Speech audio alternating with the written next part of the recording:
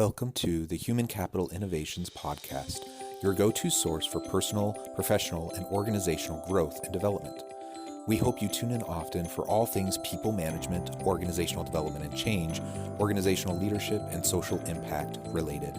Maximize your personal and organizational potential with Human Capital Innovations Podcast.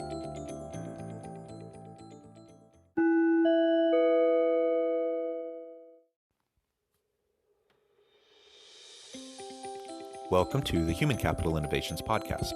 In this HCI podcast episode, I talk with Jeff Harry about how to navigate uncertainty through play.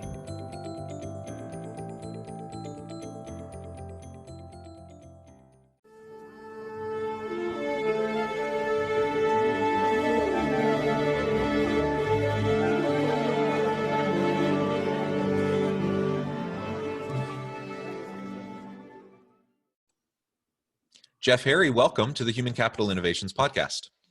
Oh, I'm so excited to be here. Thanks for having me. Yeah, I'm excited to be able to meet up with you and have a good conversation. It's fun always getting to talk a little bit before hitting record and starting the interview. And you just are such a fun guy with a great personality, doing really great work. So I'm thrilled to have an opportunity to explore with you today how we can use play in the workplace. And particularly how we can navigate uncertainty and difficulties through play.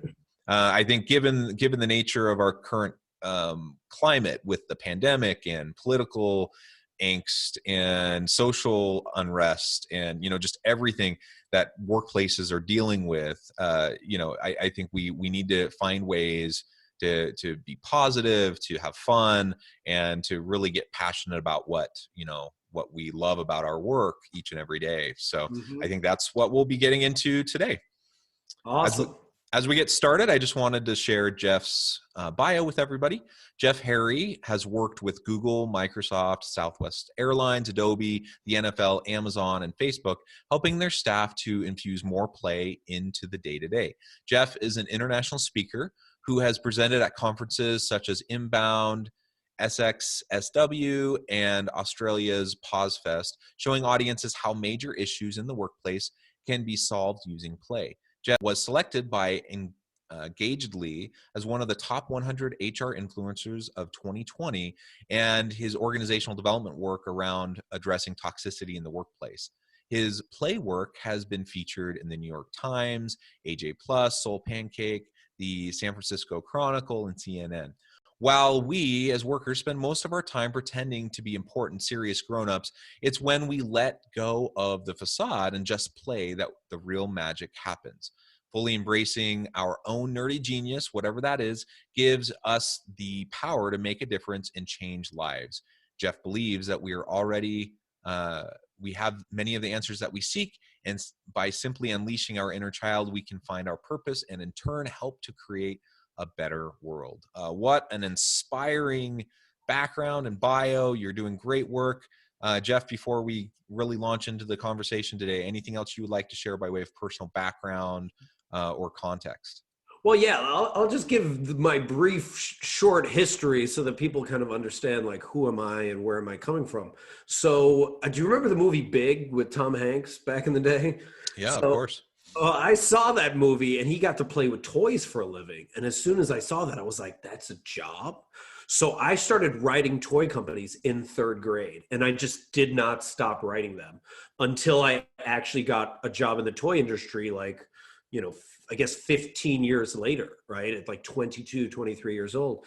And I don't know if you've ever gotten what you dreamed of, and when you get there, you're so disappointed by it. But there was no play, no fun, no toys, no kids, no high fives. Just like, it was not enjoyable. It felt like we were selling microwaves or socks. Like, it didn't matter what we were selling. So I was all disappointed, went through my little quarter life crisis, left New York, came to the Bay Area, bumped into an organization that had only 7 people teaching kids engineering with Lego. But they were just playing for a living. And then I helped their organization grow over the next 15 years. And we took it from 7 people to 400 people. We made it the largest Lego STEM education company in the country but we did it all by just playing and making it up as we went along. Like, we had no idea what we were doing. We had no business plan. We picked cities because they were fun. We hired people because they were fun. We failed miserably and just bounced back each and every time. But because we got so big, Silicon Valley started to pay attention to us and was like, hey, do you do team building events? And we're like, yeah, of course we do. Even though we didn't, we just said yes to everything, and then like the Facebooks, the Googles, the Adobes, we started running team building events with them over the next 5 to 7 years. And we found that even though these are like, multi-billion-dollar organizations that claim to be innovative, disruptive, agile, and willing to take risks, the environments that I was in were not playful environments for you to do that. So I created Rediscover Your Play as a way of combining positive psychology and play to address the bigger issues that they weren't dealing with, like toxic people at work, like office politics, like dealing with your inner critic, like getting your staff into flow. Because I felt like if you're not going to do that work, you're not going to be able to let people play at work. Yeah, well, man, I love that. And I think about the toy companies and what a lost opportunity, right? Such a Uh, loss. I mean, they have so much built-in like meaning and purpose behind what they're all about, providing joy to children. And I think about the movie Big, and when Tom Hanks goes into that Boardroom. into that boardroom, right? Yeah, And it's classic, and it seems exactly like what you're describing. So right. I feel for you that was your experience, but I'm so happy that you were able to find something that actually really fit with your passions. And I will also say about the Lego STEM work that your organization does. I don't know if it's your organization that has come into the schools where my kids go, but my kids love the robotics STEM work with Legos that they've done. So whether it's you or someone, a competitor, I don't know, but it's been fantastic for them. That's awesome. That's awesome to hear. I love that. Yeah. Well, great. And you did a good job of really articulating, briefly and succinctly what some of those benefits of play can be. Mhm. I mean, really, there are so many unhealthy types of environments and contexts that we find ourselves in the workplace for a whole wide variety of reasons. And oftentimes just getting back to our passions, getting back to our creativity and our flow. These are elements of play that can be the answer to Yeah. a lot of what ails us, right? Well, what's so interesting is, Stephen Johnson says this in one of his books, the future is where the fun is, right? So look at the organizations that are adapting the best right now. The TikToks, the Hulus, the Disney Pluses, the Netflix, place like wherever anyone is showing up because they're having so much fun there, that's where the future is. I was just watching a documentary on Amazon back in like 1998 when he was starting stuff. Tech heads from all over Silicon Valley wanted to be in that office, even though no one was getting paid at the time. They were just trying to figure things out because that was the place where they were solving the most interesting issues, right? You can even look at it to the Wright brothers and how they were having fun as they were pursuing, their pursuit of creating a flying, apparatus. Meanwhile, there was a competitor that was being funded by, I think, Chrysler and General Yeah. Ford Yeah. that had the best scientists on it that were failing. How could these bike mechanics do better than this company with all their money? Because they were having fun. So there's something about that, right? And then to actually I tell team leaders this all the time of, especially in this virtual environment where a lot of your staff are thinking like, do I want to stay at my job? I don't know if I want to stay at my job. So how do you communicate that you care about them? Ask them, what is the work they love to do most? What's the work where they forget about time? What percentage of time do they do that work per day? Right? Oh, is it only 5 to 7%? Oh, I like connecting with people. I like to connect with clients, but I'm only doing that, for a few hours a day. How can we increase it to like 8 or 9%? Because just doing that flow work has a ripple effect on all this other work that people do. And if you need like evidence that this works, is look at Google with their 20% rule. They gave their staff a fifth of their time to pursue things that interest them, right? Their play, their curiosity, right? And what came out of that 20% rule? Google Meet, Gmail, a bunch of their billion-dollar ventures came from allowing their staff to play more. Yeah, and I want to drill down into what you mean by play here in just a minute. Sure. But you know what I suspect is that what you don't mean necessarily is that we're sitting around, you know, we're standing around playing ping pong and foosball all day. Right. Now, No. I mean, certainly it can involve some playful aspects. I remember years ago when I was new in my career, I was working at the corporate headquarters at LG Electronics in South Korea. So this was early 2000s. And LG Electronics was really kind of like the Google of South Korea at the time, right? And I worked on they had their big kind of like their Google campus, but it was the LG campus.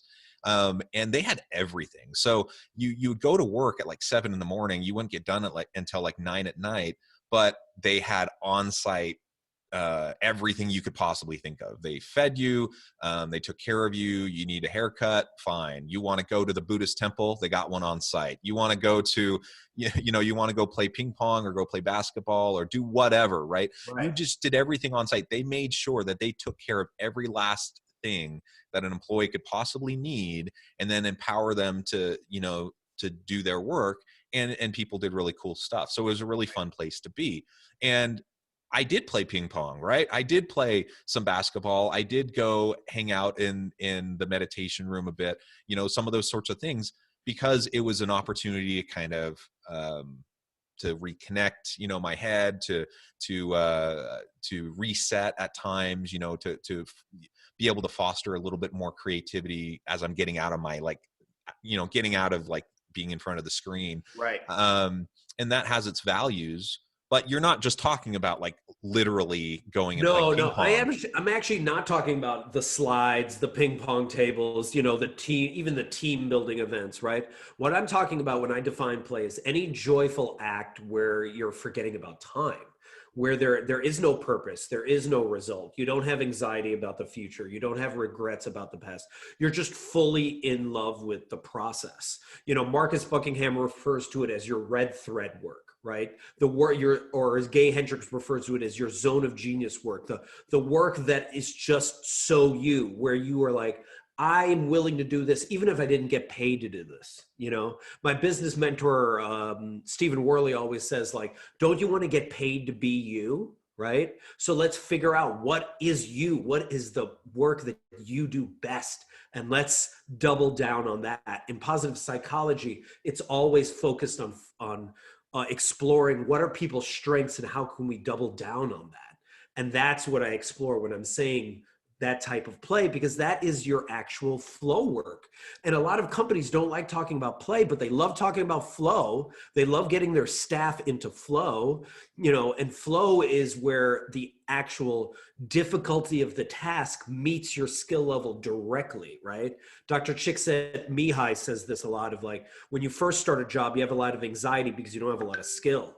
But then as you get a lot of experience, after a while, the job isn't that hard, but you still have a lot of skills, so you get bored. But between anxiety and boredom is that flow channel. And if you can figure out how to help your staff just be around that more and more by doing what they love most, you can get the best out of them, and they will want to stay at your company. Yeah, and it's not about getting like screwing every last little ounce of like productivity out of your people, right? There's this old not that old of a show, maybe 10 years ago, and I can't remember the name of it. It was only on for a couple seasons, but it was a hilarious workplace comedy, and the big evil corporation trying to squeeze every last ounce of productivity out of their people, Yeah, okay. and all the funny situations. Maybe. Maybe. Anyways, Okay. all the funniness that ensues, right, because of these silly Right. situations. We're not talking like it. The thing is that's so interesting to me is you don't have to manipulate your people to get them to No. be productive. You don't have to exploit them. You don't have to take advantage of them to get them to be productive. In fact, it's the opposite. Like, you just simply create a dynamic environment where they feel empowered, where they get to do the things they're passionate about that they love to do, not all the time, but at least a good chunk At of the least a good time. portion of it. Yeah, right. Yeah, at least a good chunk of the time. And you know what? They're going to perform. They're going to achieve. They're going to innovate. They're going to help the firm be successful. And in fact, when you do those things, the manipulative tactics, and you exploit your people, you try to do every last little thing you can do to squeeze productivity out of them. They become less productive. Exactly. They actually want to leave, right? They're Yeah. not Yes. machines. And I mean, let's just put this in the context of an 8-hour workday, right? Like, I was fascinated to figure out, like, where does the 8-hour workday come from? And I did some research and found out that Robert Owen, this Welsh labor activist, invented this back in 1817. 8 hours of work, 8 hours of leisure, 8 hours of sleep, right? No one touched it for another 100 years. And then Henry Ford implemented it in the US because a lot of his employees were dying on the assembly line, working 11 to 15 hours a day during the Great Depression. And he was just like, okay, I need to implement this 8-hour workday. And I'm going to double everyone's salaries, which like pissed off the entire industry, right? But since 1926, nothing has changed about the 8-hour workday. It is exactly the same. And a new study just found out that most people, average workers, can only focus for 2 hours and 53 minutes of a day, right? So, and our workday is longer. It's actually 8.8 hours. So what are people doing for 5.5 hours of that time?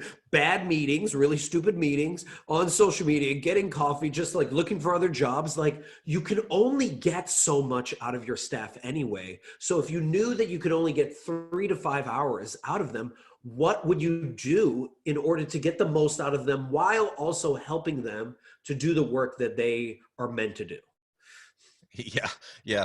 And the stupid meetings, that's one of my biggest pet peeves. The amount of time wasted in organizations in pointless, unproductive meetings it is so aggravating, and nobody likes them.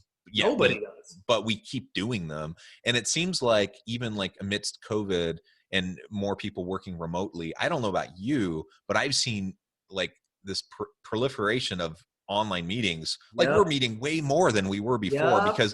because everyone just thinks, it's easy, let's just jump on a Zoom call, and all of a sudden you find yourself in like 6+ hours of Zoom meetings a day, and Exactly. it's nonsense. And so It's nonsense. And also, why are they an hour? Just because some calendar thing set up back in like early 2000 or whatever made it an hour? Like, they can be 22 minutes. They can be 12 minutes. Like, what are we doing wasting people's time?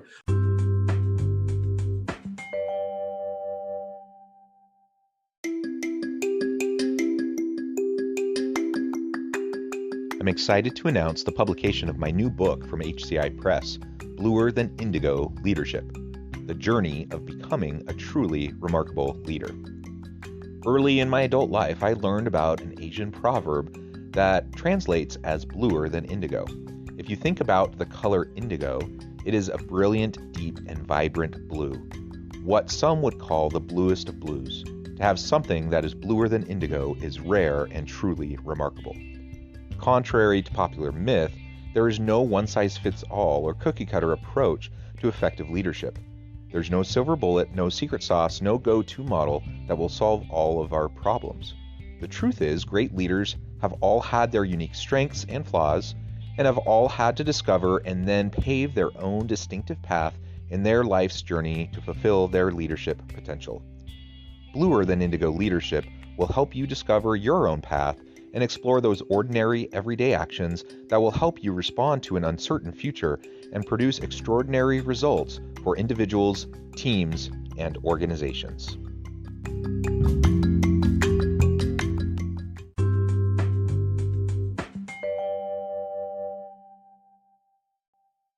Yeah, absolutely. So let's talk about some ideas and possible examples and implementable ideas on how we can introduce more play into our teams, into our workplace, even if it's remotely right now. Sure. So a workshop I run with my colleague Lauren Yee is called Your Future is Where Your Fun Is, right? And what we do is we actually explore what people love to do as a kid, right? So she loved to play sardines, which was like reverse hide and seek. And then we actually broke down what was it that she liked about it, or what does she appreciated about it now, right? And it's communication, collaboration, and connection.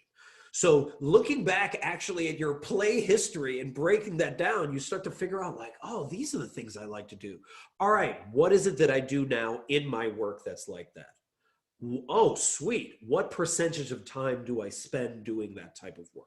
That's one way of doing it, right? Another thing that you could also do at work is you could ask colleagues of yours, or maybe even your boss, because maybe you're not aware of it. Hey, what value do I bring to this job? What value do I bring to this organization? And what value do I bring to the team? Because a lot of times you don't know what you do. Like maybe you haven't asked that in a while. So you ask that question, what value do I bring to the team, right?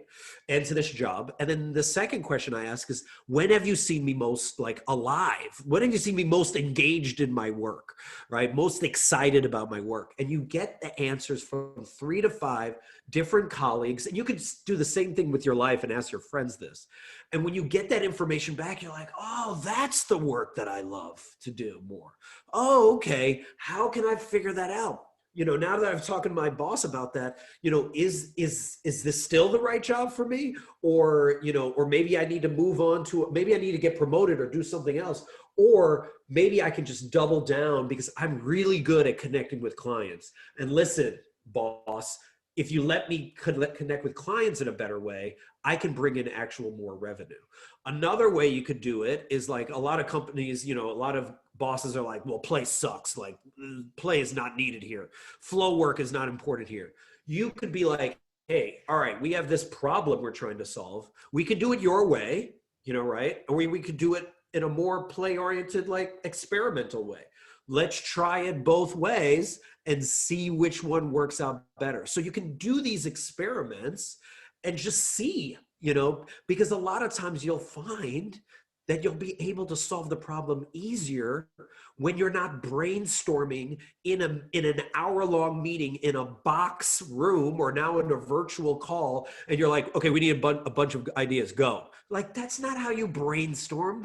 You're not gonna get the best ideas that way. You're just gonna get some boring ideas because people just want the meeting to be over.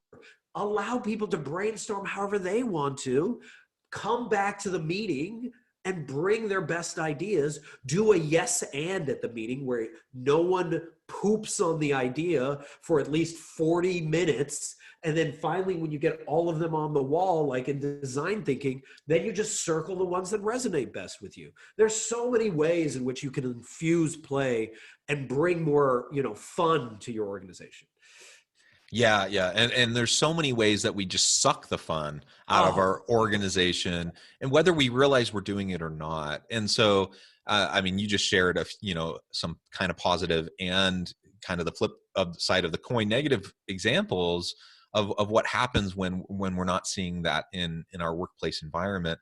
And the bottom line is, one of the things you said a minute ago that I really liked is essentially what it comes back to is, for those who are more skeptical about play or flow, is what's the ROI of this? We can do right. little experiments to demonstrate that. And in fact, there's tons of research that already demonstrates it. But Yeah. if they're still skeptical and they still don't think, well, that doesn't apply here in our business or in our Right. organization, that's fine. Do your own research, like do your own little experiments and see what happens. And you know what? If you are committed to it for even a relatively short period of time, you're going to be able to demonstrate some really great outcomes and results. And I don't know about you, but I know for me personally, as I think about all of this, and you were thinking about creativity and brainstorming, like when I have my best ideas, when I have my greatest times of creativity, innovation, when I find myself in those flow environments and kind of processes, it's like you said, it's not when I'm sitting in the super boring meeting. Right. And a lot of times it might even be when people looking at me and observing me might think, what's he doing? Like, why Right. isn't he working? Right. And I'm like, Right. I am working. I'm actually being very thoughtful right now, and I'm having really great ideas. So back off. Yeah, I mean, think about it. Some of our best ideas happen at happy hours. They happen at like random lunches. They happen on when we could golf or whatever. When you're actually doing other things. So I mean, the flip side of not playing, right, is you're gonna be one of those organizations at a meeting that's talking about how, hey, you know what? I just heard about this organization, this company that is mailing DVDs to people. Isn't that stupid? And then afterwards, they're talking about, bringing video online, instead of having these stores like we have. They're dumb, right? That was Blockbuster. They're gone now. So if you're not willing to adapt and be resilient and actually play and pursue a future where fun is, you are going to be the next Blockbuster, and you will not be able to thrive in this new normal environment. Yeah, and you can't keep the best people. It's just the bottom line.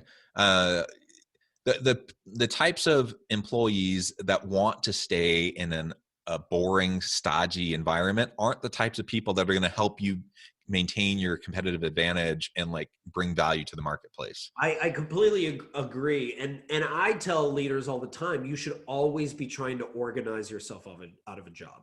You should be trying to build the next leader to take your job.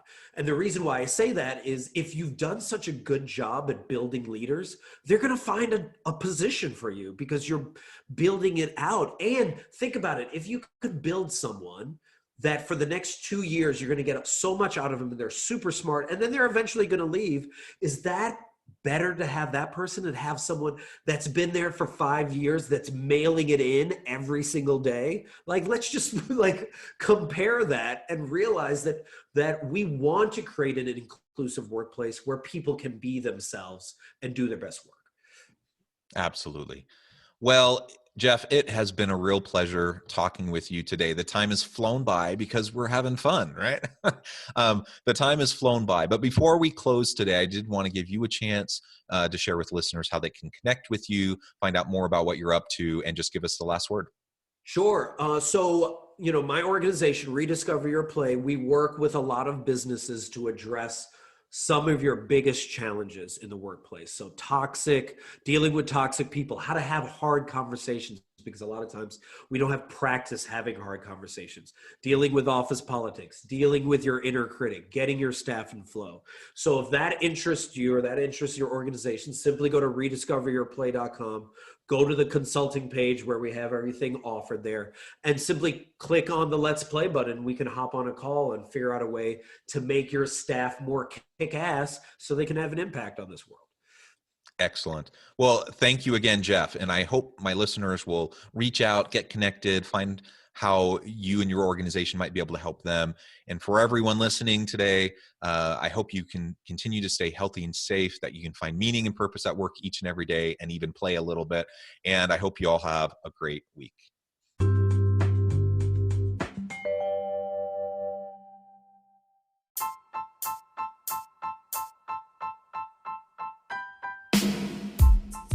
The alchemy of truly remarkable leadership.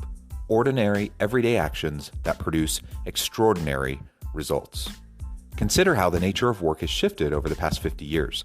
With increased globalization, rapid technological advancement, and the shift in economic composition, the average job of today looks very different than the average job of 50 years ago. What will the jobs and organizations of tomorrow look like? Moreover, what does this all mean for organizational leaders? What are the core competencies and capabilities of organizations and their leadership that are prepared for continued disruption and geopolitical and socioeconomic shifts? Regardless of what the future holds, increasingly, leaders need to be socially minded, data-driven, decisive, champions of talent, and disruptors of the traditional notions of leadership, teams, organizations, and work. The alchemy of truly remarkable leadership will help you to explore your own leadership competencies and capabilities and consider ways to apply and implement them into your workplace and personal life.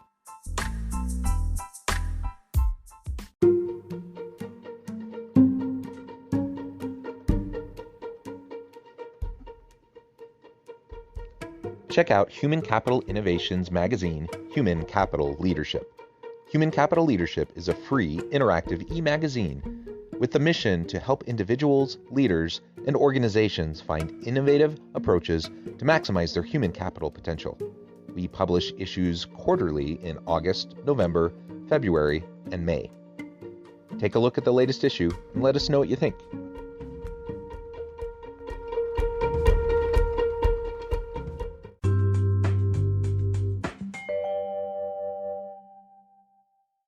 Thanks again for joining us for this episode of the Human Capital Innovations Podcast. I hope you stay healthy and safe and that you have a great week.